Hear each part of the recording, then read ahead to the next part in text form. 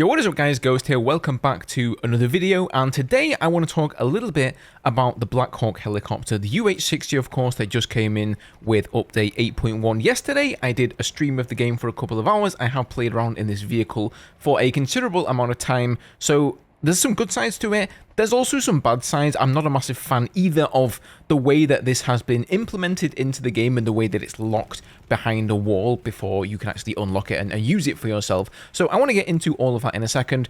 As always though guys, if you do enjoy the content here on the channel, don't forget to hit that subscribe button. Plenty more to come on Battlefield and the like in the future. And as always guys, thank you so much for your support. So first of all, let's just go over the structure of what's actually been added to the game here. So the way they're doing this is there are two game modes. One of the game modes is going to be running for this week, and then the other game mode is going to take place after that. At the moment, we have Breakthrough Chaos, and next week we are going to have Control unlocked.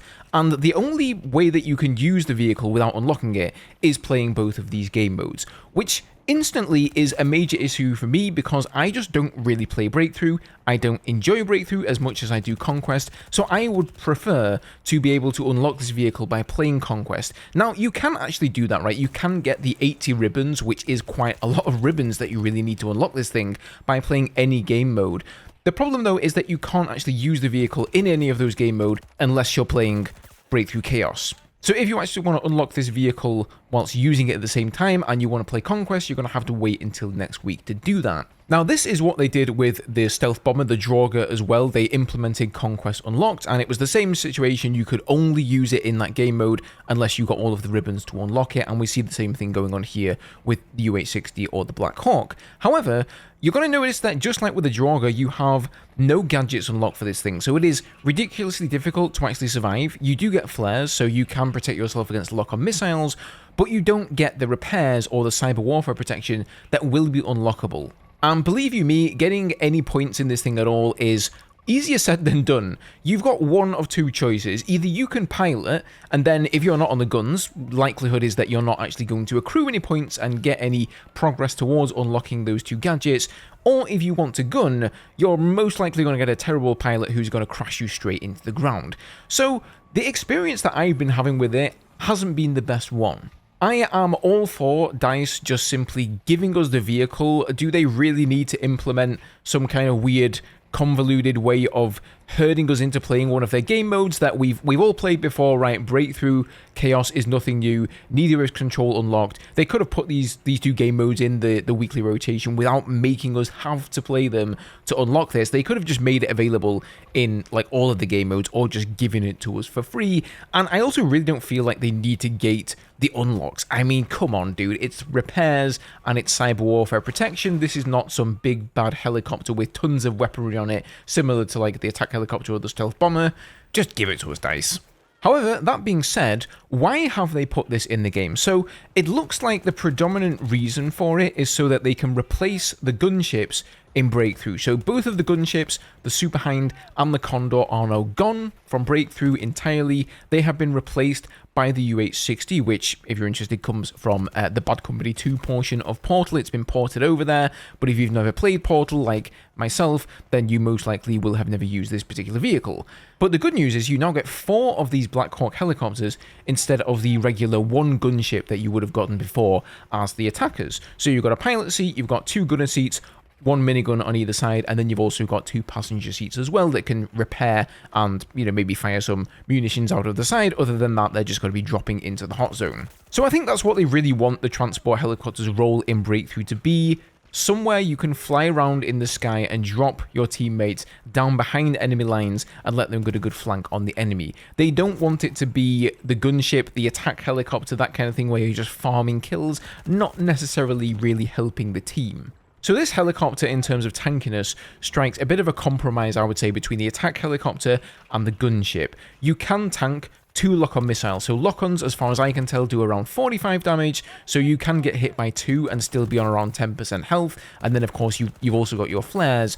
RPGs will do around 75 damage or so. In fact, I'm not sure RPGs, but at least the M5 launcher does around that much. I think it can tank 1 RPG shot, though, as well. So similar if you've played Battlefield 4, any of the older Battlefield games where they had these transport helicopters, you could tank at least one shot of almost anything, and then you had to get back behind friendly lines and heal yourself up, repair yourself up, recuperate, and then get back into the fray again. Which you really need to be able to do, right? Because this thing is much slower. It's not bad to handle. I think the agility on it is actually okay. The handling is fine, but it is going to be slower than, let's say, a Nightbird, maybe even an attack helicopter as well. So you do definitely need to have a little bit of tankiness there. But without the repairs, it is tough going. It's very, very easy to get hit by lock-on missiles because you are so slow, so much less agile than a lot of the other helicopters that have an easier time getting out of dodge and line of sighting those lock-ons. So really, the repair system is integral to surviving in this helicopter,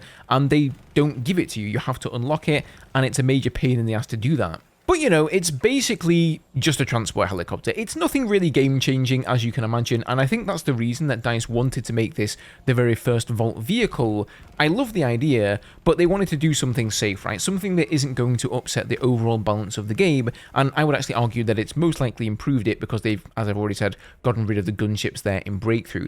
The question is this going to be the only Vault vehicle, or are they planning to implement more of them, and they're just testing the waters with the Blackhawk? Personally, I'm sure it comes as no surprise to you. I would love to see the A10 Warthog. I've seen Eddie, the lead vehicle designer, over on Twitter sort of asking people why they specifically want to see that vehicle. I'm not sure they're going to go for that, or if they would even be able to balance that in the game, because the Draugr already fulfills that role. But then I guess you could also argue that the gunship fulfills the role of the transport helicopter, so what is the Blackhawk's role going to be in Conquest then? But at this point in the game's lifespan, I really think it will be a lot of fun to do some stuff like that.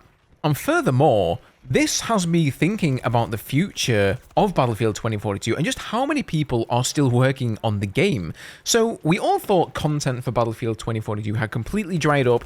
They made Season 7 the last season. They said we were going to be getting, you know, maybe a game mode here and a game mode there. But let's be honest, I don't think any of us really expected them to go and port vehicles from Portal into the all-out warfare mode. That came as a complete surprise to me. So it definitely begs the question, how many people are still working on the game?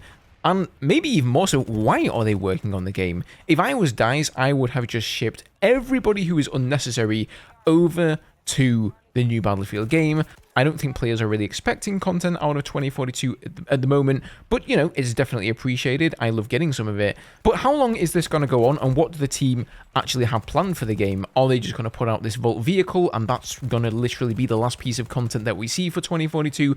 Or do they have a set window of time where they're basically just able to look at the community's reaction and just kind of mess around implementing whatever they want in Battlefield 2042 until the time of their next Battlefield game actually rolls around?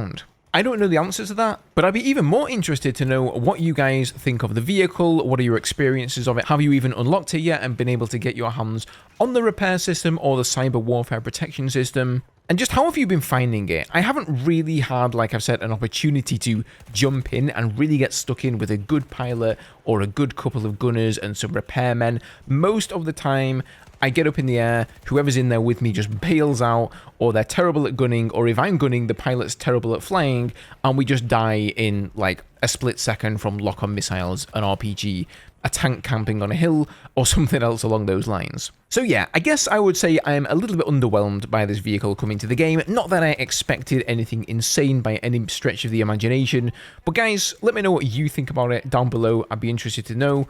Have a good one. Hope you enjoyed the video. Subscribe if you did, and I'll see you in the next one.